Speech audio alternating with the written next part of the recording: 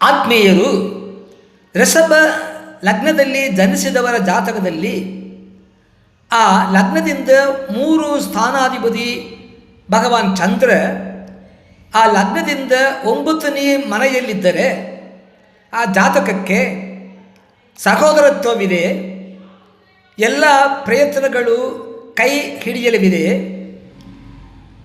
ಶಾಸ್ತ್ರ, ಅಧ್ಯಾತ್ಮ ಮತ್ತು ಸಾಂಪ್ರದಾಯಿಕ ಕಲೆಗಳಲ್ಲಿ ಬಹಳ ಆಸಕ್ತಿ, ಕಲಾ ಕಾರ್ಯಕ್ರಮಗಳಲ್ಲಿ ಭಾಗವಹಿಸುತ್ತಾರೆ.